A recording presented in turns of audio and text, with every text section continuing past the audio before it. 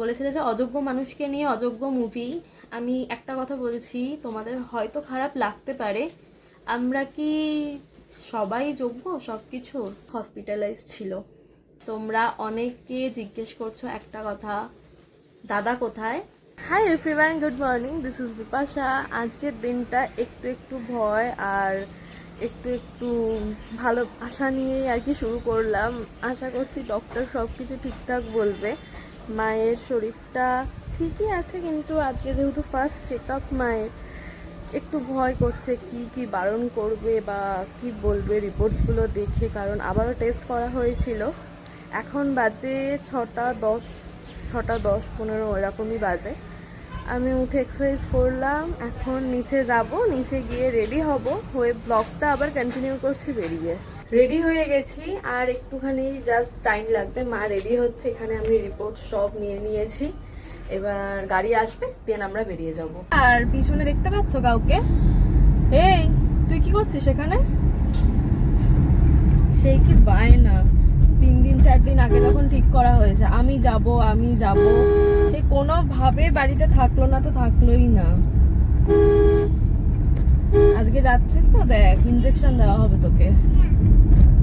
নাবিয়ে দাও মা, নাবিয়ে দাও, একদমই ঠিক হচ্ছে না।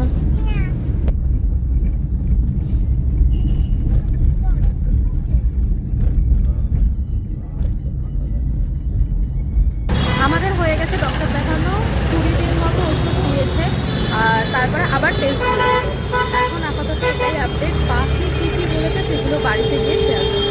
নিজের কালচার থেকে অন্যের কালচারটাকে সব থেকে বেশি অ্যাডপ্ট করতে পছন্দ।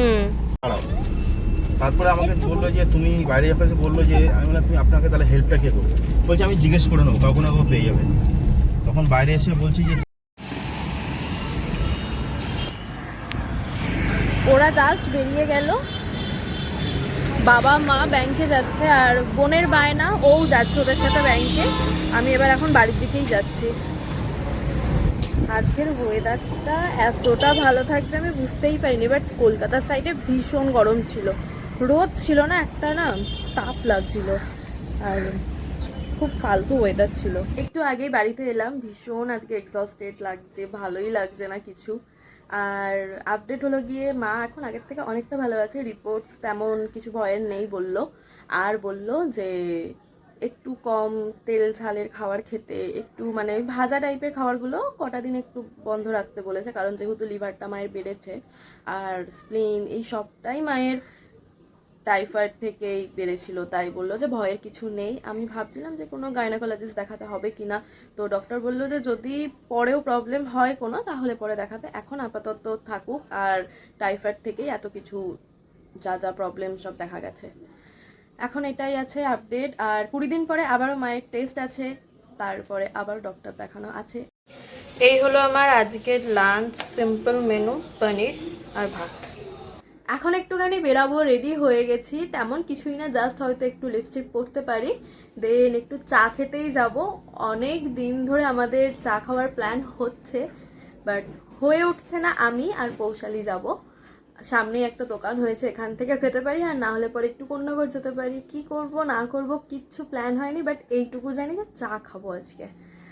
সো দেখতে থাকো, আমি এখন চট করে একটু লিপস্টিকটা পরে নিই, দেন বেরিয়ে যাচ্ছি, বেরিয়ে আবার ভ্লগটা কন্টিনিউ করছি। আমি বেরিয়ে গেছি, পৌশালি রেডি হচ্ছে, ওর হতে বেশিক্ষণ লাগবে না, আর আমার বেশিক্ষণ লাগেনি, বেরিয়ে গেছি। সো এবার আমি রোডে গিয়ে ওয়েট করব, ওর কতক্ষণ টাইম লাগবে আমি জানি না, তাড়াতাড়ি তো বললেও হয়ে যাবে।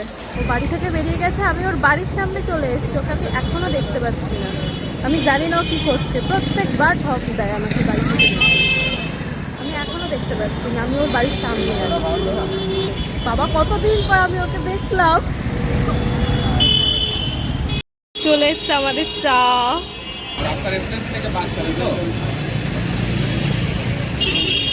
আলাদাই খেতে, তুই এত মিষ্টি খাচ্ছিস?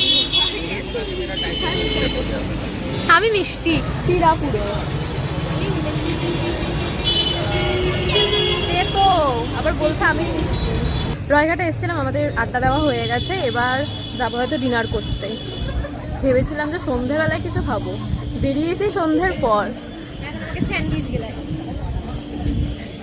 ভেবেছিলাম পিৎজা খাবো, পিৎজা থেকে আমাকে বলছে পিৎজা খেলে আজকে নাকি আমার খবর আছে। পিৎজা খাবো না, অন্য কিছুই খাবো, দেখা যাক। সেই মেন কোর্সেই যাবে, আমি এটুকু জানি। বিরিয়ানি করছে, আমি আজকে খাবো না, দেখা যাক কি খাই। এখন টোটো ধরবো, ধরে আগে যাব মিষ্টির দোকান, হয়তো গিয়ে দেখাচ্ছি।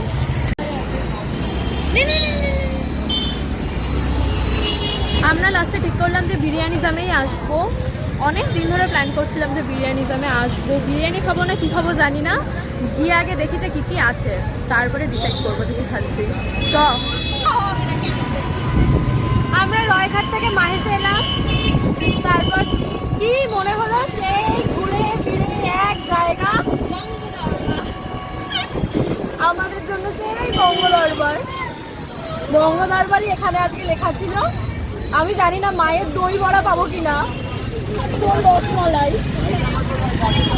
অনেক দিন পর এলাম, আমার পুরো জায়গাটা না দেখা একবার কি বাজে অবস্থা।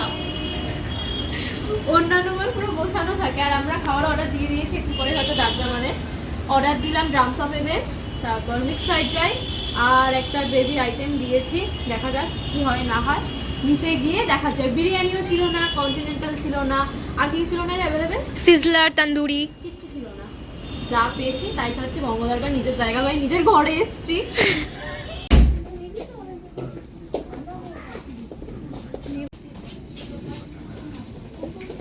আলাদাই লাগে, পুরো বাড়ির মতন ফিল না।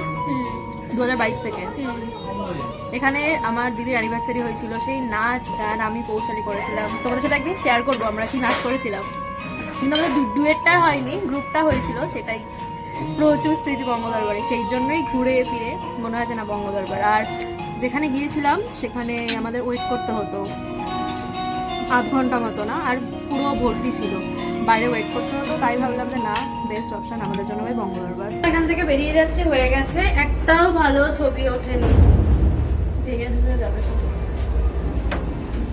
একটাও ভালো ছবি ওঠেনি, হাঁপিয়ে গেছি আমরা এখন। কটা বাজে এখন? 10:30 বেজে গেছে। সেই আমরা ডিনার করেই বাড়ি ফিরছি। এখানে বোনের জন্য নিয়ে নিয়েছি, কি নিলাম, ড্রামস অফ এভেন নিলাম। ভালো লাগছে না আর, আবার ছবি উঠলো না, একটা ভালো ছবি ওঠেনি, চুলটা পুরো ঘেটে হয়ে গেছে। এবার টোটো ধরবো, টোটো ধরে বাড়ি, তারপর বাড়িতে গিয়ে পুরো ব্লগটা আমি না দূর বাবা, বাড়িতে গিয়ে পুরো ব্লগটা আবার কন্টিনিউ করছি। ওকে, আমি একটু আগেই বাড়িতে এলাম, আর পৌশালি ওর মতো বাড়ি চলে গেছে, আর আমি এখন অবধি ফ্রেশ হইনি। ভাবলাম যে তোমাদের সাথে কিছু কথা শেয়ার করি। তোমরা অনেক দিন ধরে প্রশ্ন করছো, সরি বাইরে যদি আওয়াজ হয় কিছু মাইন্ড করো না, কিছু করার নেই। আমি যখনই ভিডিও করতে বসি তখনই এইসব আওয়াজ হতেই থাকে, হয়তো আবার একটা আওয়াজ হতে পারে, হয়তো হবে না, যাই হোক। তোমাদেরকে কিছু কথা আমি বলেই দিচ্ছি। তোমরা অনেক দিন ধরে অনেক প্রশ্ন করছো, অনেকগুলো প্রশ্ন একসাথে করেছো যেগুলোর আমি রিপ্লাই দিইনি, আমি সেই টপিকে কোনো দিনও কথা বলিনি। আমার মনে হয় যে এবার তোমাদেরকে বলে দিই কথাগুলো, তো এক এক করে বলছি, বেশি না, 4-5টা টপিকই হয়তো আছে, আমি খুব শর্টে বলবো। আমি মাঝে প্রত্যেক দিনই প্রায় ভিডিও দিচ্ছিলাম, এখন আবার ভিডিও দেওয়া আমি শুরু করেছি। তারপরে প্রায় 26 দিন মতো আমি গ্যাপ দিয়েছিলাম। কেন দিয়েছিলাম সেটার কারণ হলো আমার মা হসপিটালাইজড ছিল। যেদিনকে আমি লাস্ট চ্যালেঞ্জ ভিডিওটা শেষ হয় সেই দিনকে রাত্রেবেলায় মাকে হসপিটালে ভর্তি করতে হয়েছিল। তার আগে কিছু টেস্ট দিয়েছিল ডক্টর, সেখানে ভেবেছিল হয়তো গল ব্লাডার এইসব কিছু হয়তো আছে। আমি অত ডিটেলে বলতে পারছি না, মানে আমি এত কিছু জানি না মেডিকেল সম্পর্কে। তো সেই রিপোর্টে অনেক ইউএসজি আরও অনেক রকম টেস্ট দিয়েছিল ডক্টর। সেখানে লিভার বড় ছিল, ইউট্রাস বড় ছিল, তারপর স্প্লিনটা বড় ছিল, আরও অনেক প্রবলেম দেখা দিয়েছিল। নর্মাল সাইজ ছিল না, তার থেকে অনেকটাই বড় ছিল। বাট মায়ের জ্বরও আসছিল, কি থেকে হচ্ছিল সেটা বুঝতে পারা যায়নি। তারপরেই জ্বরটা প্রায় 104 ছাড়িয়ে গেছিলো। তো আমি আর বাবা কোনো রকম রিস্ক নিতে চাইনি। 104 জ্বর পার হয়ে যাচ্ছে মানে সেটা ভীষণই ভয়ের। আর জ্বরটা সেই দিনকেই মানে বেশি বাড়াবাড়ি হয়, তারপরেই মাকে ভর্তি করা হয়। সেদিনকে স্যালাইন চলেছে 3টে কি 4টে মতো। তারপর অনেকগুলো টেস্ট দিয়েছিল, ম্যালেরিয়া ছিল। তারপর মায়ের হিমোগ্লোবিন 8 হয়ে গেছিল, অনেকটাই কম। তারপর মা একদিন মতো শ্রীরামপুরে হসপিটালে ছিল, একদিনই ছিল। তারপর সেখান থেকে ডক্টর তো কোনো রকম রেফার করেই দিতে চায়নি। লামা মানে জানি না এটার ফুল ফর্মটা কি, আমি এত কিছু ফার্স্টেই বলেছি মেডিকেলের ব্যাপারে আমি কিচ্ছু জানি না, যতটুকু যা পারছি নিজের মতন করে বলছি। একটু তোমরাও নিজের মতন করে প্লিজ বুঝে নিও। আর এই ব্যাপারটা আমার শেয়ার করতেই হতো। আবার গাড়ি যাচ্ছে, চলে যাক, চলে গেছে না, আর আসছে না গাড়ি। যাই হোক, এবার তারপরে ওই দিনই আমার চ্যালেঞ্জটা শেষ হয়। তারপর মা ভর্তি হলো, আমি মায়ের সাথে সারা রাতি ছিলাম। তারপরের দিন সন্ধ্যের পর থেকে মা ঠিক ছিল, সন্ধ্যের পর থেকে তো বেশ ঠিক ছিল। ভাবলাম হয়তো যে তারপরের দিন হয়তো ছুটি দিয়ে দেবে আর রাখবে না। আবার টোটো যাচ্ছে, প্লিজ কিছু মাইন্ড করো না, এইসব না আওয়াজ হতেই থাকে। একদিন মতো মা শ্রীরামপুরে ছিল। তারপরের দিন প্রচণ্ড বাড়াবাড়ি হয়ে যায়। সন্ধেবেলার পর থেকে মা পুরো ঠিক ছিল, আমার সাথে বসে হাসি ঠাট্টা সব করছিল, আমরা মজা করছিলাম, হাসাহাসি করছিলাম যে এই খাওয়া যায় ওই খাওয়া যায়, কিছু কি খাওয়ার অর্ডার করবো, খেতে পারবে, মানে ইয়ার্কি করছিলাম আর কি। তারপর ঘুরতে যাওয়ার প্ল্যান করছিলাম, কি কি জামা কিনবো, আমরা দুজনে ব্যাগ দেখাচ্ছিলাম। তারপর হঠাৎ করে মা বলছে আমার না শরীরটা ভালো লাগছে না। আমি ভাবলাম যে কি হলো, সবই তো ঠিক ছিল। আমি তোমাদেরকে যে কথাটা বলছি যে আমার সাথে বসে গল্প করছে, তারপর মা বাথরুমে গেল, ঠিক বাথরুম থেকে এসে ব্যাস মায়ের শরীরটা আবার খারাপ করছে, বলছে পেট ব্যথা করছে, আবারও জ্বর আসছে, মাথা প্রচণ্ড ব্যথা করছিল মায়ের, এত মাথা ব্যথা করছিল মানে নিজেই বলছে যদি আমার মাথার মধ্যে যদি কিছু দিয়ে যদি মারা হয় তাহলে পর হয়তো একটু রিলিফ হবে, এতটা মায়ের ব্যথা করছিল মাথা। তারপর ডক্টর তো কোনো রকমভাবে রেফার করছিল না, কোনোভাবেই সে করছিলেন না। তারপর লামা, যেটা আর কি নিজের ইচ্ছেই হয়তো নিয়ে যাচ্ছি পেশেন্টকে, এইরকমই হয়তো কোনো ব্যাপার, তারপর অ্যাম্বুলেন্সে করে নিয়ে যায়। আমি ফার্স্ট টাইম অ্যাম্বুলেন্সে বসেছি, আর ওটার যে সাউন্ড সেটা আমার কানে আসছিল, আমি ভীষণ ভয় পেয়ে গিয়েছিলাম যে কি হবে না হবে। আর মা প্রচুর কাঁদছিল, অক্সিজেনও ছিল সাথে, কিন্তু মায়ের প্রচণ্ড পেটে ব্যথাও করছিল সেখানে। তারপর মাকে সরবিটেট দিতে হয়েছিল, সেখান থেকে আলাদা করে কোনো ওষুধ দিচ্ছিল না, কারণ মায়ের পেটে ব্যথার জন্য কোনো ওষুধ দেয়নি, জাস্ট একটা ইঞ্জেকশন পুশ করে দিয়েছিল অনেকক্ষণ আগে, পরে ওষুধ দেওয়া যাবে না বলে ওষুধ আর দেয়নি। আমার সাথে ওষুধ ছিল, আমি নিজে মাকে পেট ব্যথার ওষুধ দিয়েছি, এমনকি সরবিটেট তারা দেয়নি। তারা টেস্ট, তারা কী সব মানে প্রেশার এইসব জানি না কী সব দেখছিল, দেখে এগুলো টেস্ট করে বলছে সব নর্মাল, বাট আমার মায়ের শ্বাসকষ্ট হচ্ছিল। তারপর আমার কাছে সরবিটেট ছিল, আমি নিজে সরবিটেট দিয়েছি। তারপরে একটু ঠিক হওয়াতে সেটা আমি কিন্তু লুকিয়ে দিয়েছি, আমি নিজে অন ক্যামেরা বলছি আমি লুকিয়ে দিয়েছি মাকে, না হলে পরে হয়তো মাকে সেদিন আমি বাঁচাতেই পারতাম না, এত খারাপ অবস্থা ছিল সেখানে। শুধুমাত্র আমি আর আমার মা ছিলাম, বাবা একটু আগে তার আগে বাড়িতে এসেছিল। তারপরে আমি আমার বাবাকে ফোন করে বলি যে এইরকম ডিটোরিয়েট হচ্ছে শরীর, এখন মনে হয় এখানে রাখা ঠিক হবে। তারপরে বাবা অ্যাম্বুলেন্স বুক করে, আর ওখানে আমার প্রচুর তর্ক হয়েছে নার্সদের সাথে, ডক্টরদের সাথে, প্রচুর বাজে রকমের একটা তর্ক হয়েছে, কিছু করার ছিল না, আমাকে সেই মুহূর্তে আমার মাকে বাঁচাতে হবে, সেটা ছাড়া আমার কাছে কোনো অপশানই ছিল না। তো আমি মাকে ওষুধটা দিই, মা তারপর আস্তে আস্তে একটু ঠিক হচ্ছিল। তারপর অ্যাম্বুলেন্স আসে, মানে লামা মানে যে ডক্টরের সাইনের দরকার ছিল সেটা করে উনি দেয়। তারপর নিয়ে যাই অ্যাম্বুলেন্সে করে, মেডিকেলে নিয়ে যেতে হয়েছিল, আর কোনো অপশান ছিল না আমাদের কাছে ওই টাইমে। তারপর ওখানে ডক্টর দেখে, দেন আমরা মেডিসিনের ডক্টর দেখাই। তার পরের দিন একটা টেস্ট দিয়েছিল টাইফয়েডের, ম্যালেরিয়া আর একটা কোন জ্বরের, তো টাইফয়েডটা পজিটিভ হয়েছিল, সেখানে এমডিকে আমরা দেখাই আর সেটারই ট্রিটমেন্ট হয়। আর তারপর অনেক রকম ওষুধ দিয়েছিল আর বলেছিল যে স্প্লিন, লিভার এগুলো সব টাইফয়েড থেকেই বড় হয়েছে, আলাদা করে গাইনোর কোনো ডক্টর দেখানোর দরকার নেই, হিমোগ্লোবিনটা আস্তে আস্তে ঠিক হয়ে যাবে, ওষুধ ছিল। তারপর আরও অনেক রকম খাওয়া দাওয়া, এই সবের উপরই আর কি এখন মা আছে। মাঝে আবারও টেস্ট দিয়েছিল, তারপর আজকে আমরা সকালে দেখালাম, এখন তো মা অনেকটা ঠিক আছে, তোমরা বুঝতেই পেরেছো দেখে। আর কি বলবো, মানে মা যে বাড়িতে আসবে ঠিকভাবে আমি নিয়ে আসতে পারবো, আমি সেদিন অ্যাম্বুলেন্সে করে যখন আমার বাড়ির এই জায়গাটা যখন আমি পাস করছিলাম, আমি এই জায়গাটা দেখছি আর ভাবছি যে যেমন মাকে নিয়ে যাচ্ছি তেমন আমি মাকে যেন বাড়িতে আনতে পারি অন্তত। মানে সেদিন আমার ভীষণ ভয় লেগে গিয়েছিল। এর আগে আমার মা না সেই রকমভাবে খুব একটা ভোগেননি, কখনো এত শরীর খারাপ হয়নি আমার মায়ের। এইবার যেটা হয়েছিল, এখন প্রায় অনেক দিন হয়ে গেছে, 20-25 দিন মতো চলছে এখনো। আর সেই দিনকে রাত্রিবেলা খুব বাজে অবস্থা হয়ে গিয়েছিল আমার মা তখনও আমাকে বলছিল যে বিপাশা তুই কিন্তু ভিডিও বন্ধ করবি না, যাই হয়ে যাক না কেন কাজ কোনো দিন বন্ধ করবি না। তখন আমি আমাকে বলছি তুমি একটু চুপ করো, আমি ঠিক ভিডিও করব, মানে তোমরা ডেফিনেটলি বুঝবে যে আমার প্রবলেমটা কি হয়েছিল। ওই সিচুয়েশনে দাঁড়িয়ে আমি সত্যি ভিডিও করার মতন অবস্থায় ছিলাম না। আর একটা কথা বলি, ওয়াটার ইটিনারি চ্যালেঞ্জ ভিডিওটা যখন আমি করছিলাম 10 থেকে 12 দিন মতো হয়েছে, তারপর আমার বোনের টাইফয়েড পজিটিভ হয়েছিল। তার প্রচুর শরীর খারাপ ছিল, একদম ছোট, অত কিছু বুঝিয়ে তো বলতে পারে না আমাদের মতো যে এই কষ্ট হচ্ছে। খালি দিদিভাই, একবার মা, দিদিভাই। বাইরে তো বৃষ্টি পড়ছে, জানি না হয়তো বৃষ্টি পড়ছে, আওয়াজ তো তাই পাচ্ছি। হ্যাঁ বৃষ্টি পড়ছে, আমার এখন ভিজতে ইচ্ছে করছে, ভিজবো না, জানি না কি করবো। যাই হোক, আমার বোনের খুব শরীর খারাপ ছিল, আমি তার মধ্যেও আমি রেগুলার ভিডিও দিয়েছি, ভিডিও করেছি, নিজের কাজ করেছি, প্লাস বোনকে দেখেছি। তো ওর শরীরটা ঠিক হয়েছে, তারপরেই 2 থেকে 3 দিন পর আবার মায়ের শরীর খারাপ হয়েছিল। এটাই ছিল কারণ আমি সত্যি বলছি, আলাদা করে যে ভিডিও আমি করেছিলাম, আমি যে এডিট করব সেই টাইমটুকু আমি পাইনি, সত্যি পাইনি। যদি আমি ভিডিও যদি করতাম আমার নিজের ভালো, তোমরাও দেখে খুশি হতে যে আমি ভিডিও করছি, আর তোমরা আমার ভিডিও পছন্দ এতটা করবে আমি সত্যি কখনো ভাবিনি।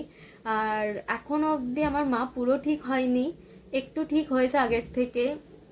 হিমোগ্লোবিনটা এখনো অবধি 8 আছে, আস্তে আস্তে বাড়ছে। এখন ড্রাই ফ্রুটস, আরও কুলেখাড়া, তারপর ডাব, এগুলো তো খেতই, আরও অনেক রকম খাবার একটু হালকা খাচ্ছে, স্টু খাচ্ছে, মানে অত রিচ খাবার খাচ্ছে না। জামাই ষষ্ঠীতে মায়ের পুরো আলাদা খাবার ছিল, জামাই ষষ্ঠীতে মায়ের পুরো আলাদা খাবার ছিল, যেগুলো আর কি করেছিলাম সেগুলো বাকিটা খেয়েছি আমরা, বাট মাকে পারিনি দিতে।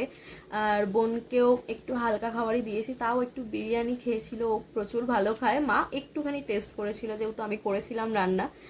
সো এটাই হলো আপডেট মায়ের শরীর খারাপের, এখন অনেকটা ভালো আছে।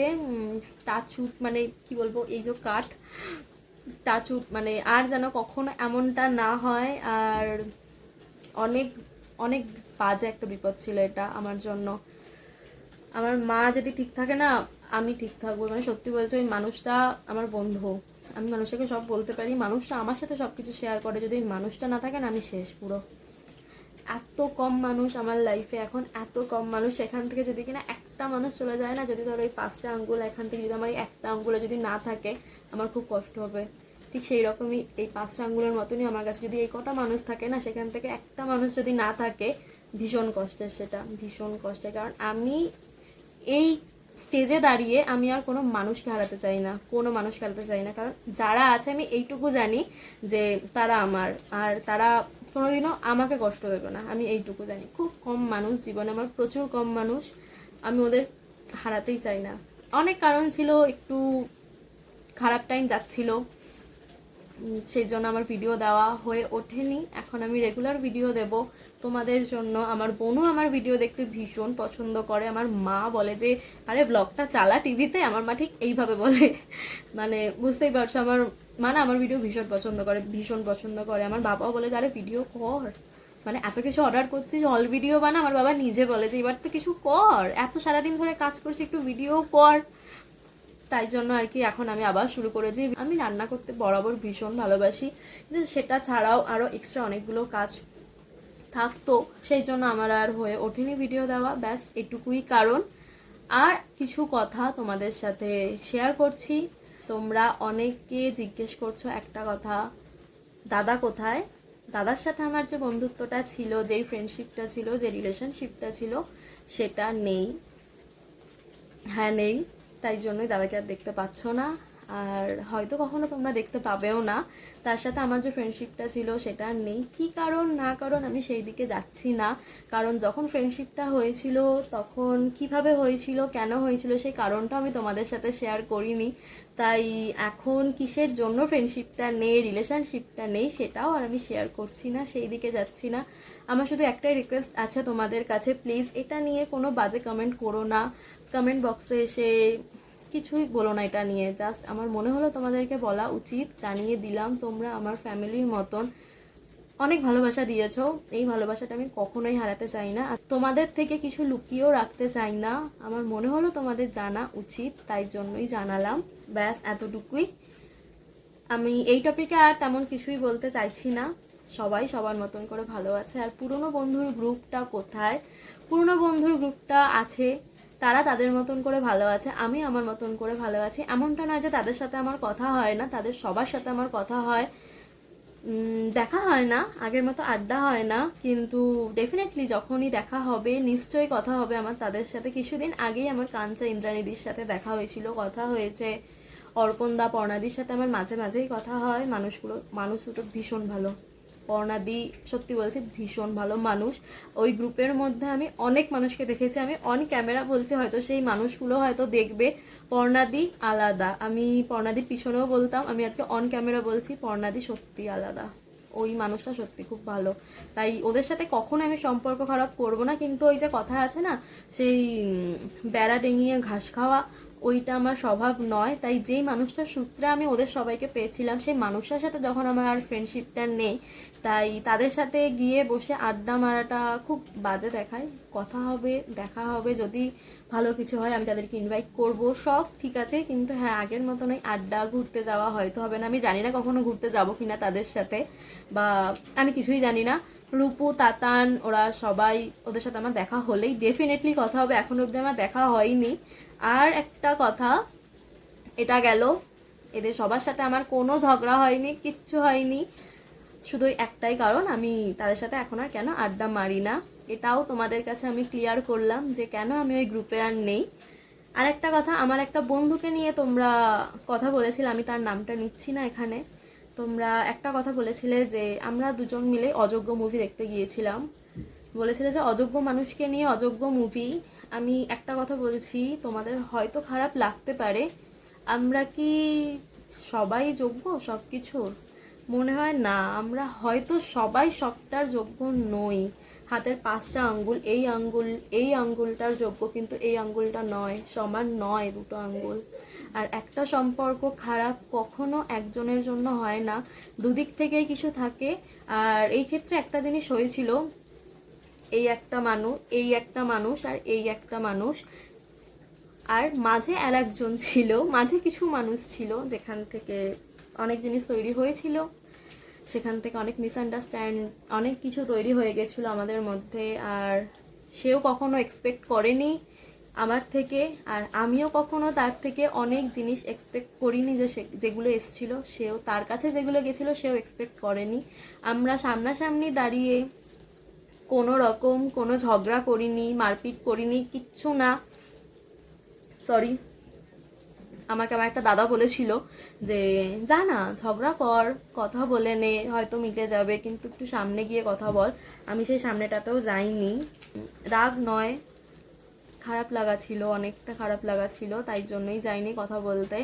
আর আমার জন্য যখন তার এতটা খারাপ লেগেছে, আমি চেষ্টা করেছিলাম সরে আসার, আর সেও সরে গেছিলো। তার সাথে তোমরা তাকে নিয়ে আর কিছু বলো না প্লিজ, আমি রিকোয়েস্ট করছি। অনেকে অনেক কথা বলেছো, হ্যাঁ তোমরা আমার হয়ে অনেক কথা বলেছো, কিন্তু পুরো কারণটা তোমরা জানো না। এমন কিছু কিছু জিনিস হয়েছিল, আমারও দোষ ছিল তার সাইড থেকে। আমি জানতাম যে তারও দোষ আছে, আমি কিছুদিন আগে জানতে পেরেছি যে সেসব নাকি কিছুই হয়নি। মাঝে একটা বললাম যেটা, যে আমরা দুজনে আছি, সেখানে এখানে আরও কিছুজন ছিল আরও কিছুজন মাঝে,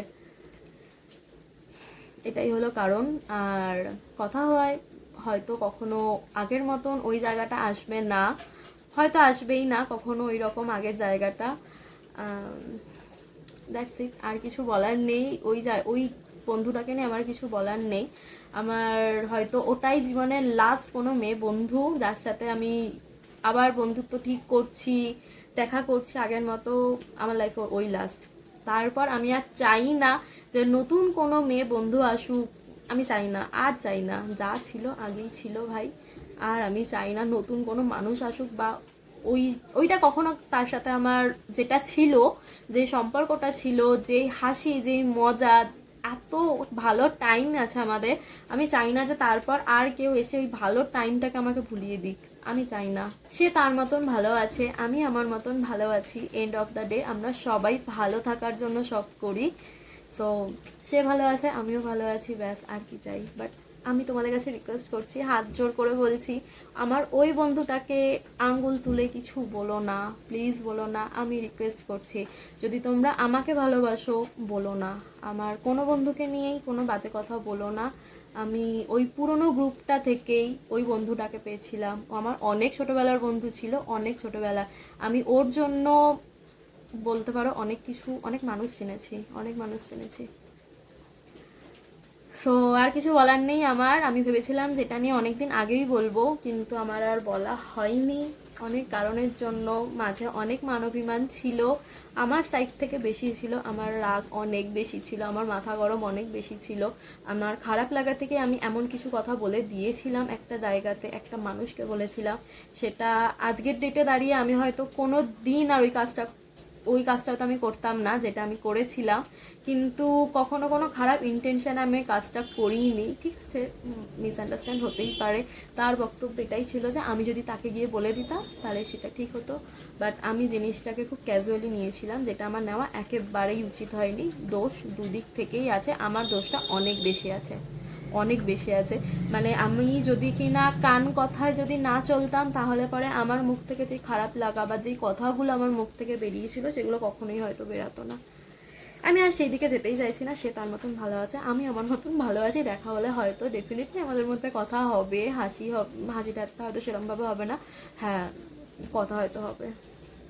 হয়তো তোমাদেরকে আমি ক্যামেরায় দেখাতে পারবো না, বা হয়তো ভিডিওতে নিতে পারছি না, বা এরকম কিছু। বাট এটুকু জানবে যে যেই মিসআন্ডারস্ট্যান্ডটা ছিল ওটা হয়তো আগের মতন এতটা নেই, আছে কিছু তো আছেই।